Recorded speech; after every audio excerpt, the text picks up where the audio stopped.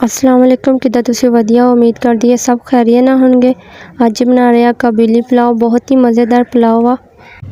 Video लगाई सी मैं record नहीं हुई तो मैं ये पाया वा लहसुन और 3 गिलास पानी दे। गोश्त नूं अच्छी तरह गला लेना वा।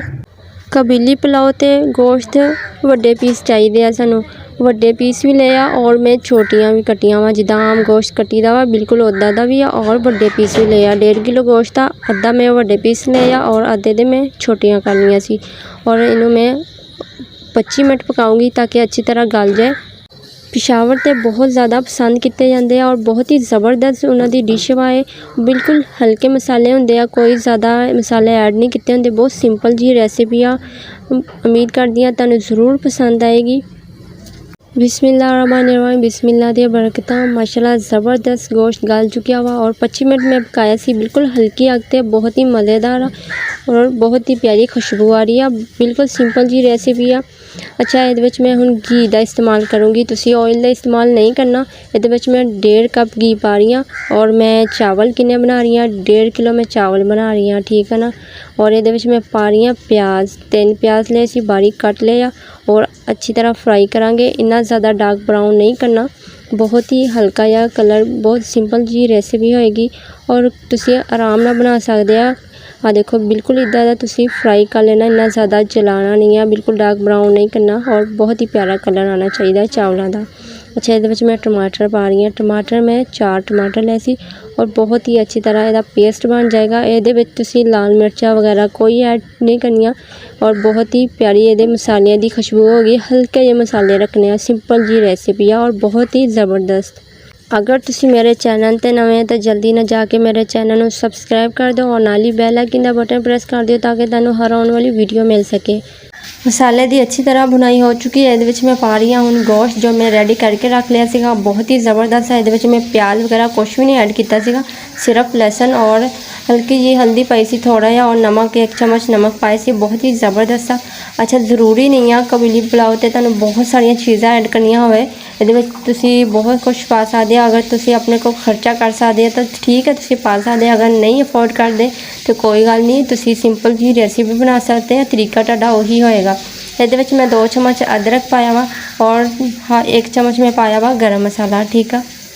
गोश्त अच्छी तरह गलना चाहिए वा ताकि बहुत ही मज़ेदार हो और रेशेदार लगे।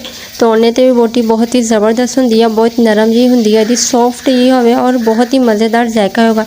ये तुसी और भी बहुत सारी चीज़ां ऐड करते हैं पर ज़रूरी नहीं है तुहानूं इन्ना सारा तुसी ये समान ऐड करो, पर तुहानूं जायका सिर्फ बहुत ही सिंपल जिहा मिलेगा और एक ही जायका होंदा। तुसी जिन्नियां भी चीज़ां पा लोगे तुहानूं टेस्ट सिर्फ एक चीज़ का ही आएगा। जिहड़े बड़े पीस सीगे वो मैं निकाल के रख लिया, अच्छी तरह बनाई हो चुकी है।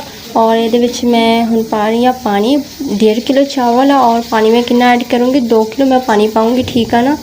अच्छा जी, चावल मैं भिगो के रखे सी, बहुत ही अच्छे वाले चावल है सीगे और ये मैं 2 किलो पानी पा रही हूँ 1.5 किलो चावलों ते। और ये मैं मसाला पा रही हूँ, 3 चम्मच गर्म मसाला वा और हरिया मिर्चा वा 2-4, सिर्फ हल्का जिहा टेस्ट आएगा इन्हां दा, मैं कट नहीं लगाया। और नमक ये मैं पाऊँगी 2.5 चम्मच, ठीक है ना। नमक टोटल 2.5 चम्मच ही पेगा। अगर तुसी ज़्यादा इस खाते हैं तो तुसी ये अपने टेस्ट के हिसाब नाल तुसी पाना वा। पानी नूं बॉयल आ चुका सीगा और ये मैं पाते हैं चावल।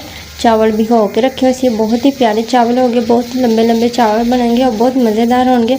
इहदा हुण तुसी पानी खुश्क करना वा, अच्छी तरह इहदा पानी खुश्क होना चाहिए। अगर तुसी पानी ये रहन दोगे तो बिल्कुल अच्छे चावल नहीं बनेंगे, चावल जुड़े हुए बनेंगे। अच्छा जी, आ देखो पानी ज़रा भी नहीं है ये, अच्छी तरह मैं खुश्क किया वा और बिल्कुल स्लो आग ते रखना वा, इन्नी ज़्यादा आग नहीं करनी ताकि चावल नीचे ना लगन और बहुत ही प्यारा जायका होगा।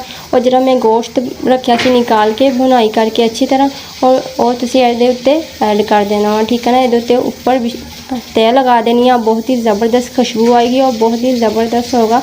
काबुली पुलाव ते तुसी और भी ये गाजर वगैरह होंदियां वा, किशमिश वगैरह होंदी है, वो तुहाडी अपनी चॉइस आ। अगर तुसी पाना चाहो तो पाओ बेशक, अगर नहीं पाना चाहते तो ना पाओ, खर्चा या जिन्ना मर्जी कर लो। और अगर तुसी करना चाहते हैं तो बेशक कर लो। मैं सिंपल जी बनाऊँगी, बिल्कुल तरीका तो वही होना वा। और मैं 25 मिनट वास्ते हल्की आग ते रखूँगी, बिल्कुल स्लो आग, ताकि चावल नीचे ना लगन। 25 मिनट हो चुके हैं माशाल्लाह, बहुत ही ज़बरदस्त खुशबू आ रही है। देखो यमी और टेस्टी, बहुत ही मज़ेदार कबीनी पुलाव, बहुत ही ज़बरदस्त। दावत वगैरह करनी हो नवी डिश तुहानूं मिल गई है। अगर तुसीं बनाना चाहो तो बना सकते हैं, मर्जी है, चॉइस है। अगर इहदे विच तुसीं गाजरा वगैरह इस्तेमाल करना चाहते हैं तो बेशक कर लियो। मैं नहीं ये कीतियां, तो बहुत ही ज़बरदस्त लगन दिया, बहुत ही सिंपल जी, और ना ही ये इन्ने ज़्यादा मसाले ऐड किए हैं। देखो चावल भी माशाल्लाह बहुत ही कला कला वा, और देखने से भी पता लगता वा कि ज़बरदस्त बने हैं। उम्मीद है तुहानूं भी पसंद आएगा। मेरे चैनल को सबसक्राइब कर दियो और नाल ही बैल आइकन का बटन प्रेस कर दियो, ताकि तुहानूं हर आने वाली वीडियो मिल सके। और मेरी रेसिपी को अपने प्यारे ते शेयर भी कर दिया करो। अपना बहुत सारा ख्याल रखियो। असीं फिर मिलांगे नवे चस्के दे नाल, नवी रेसिपी दे नाल। ओके, अल्लाह हाफिज़।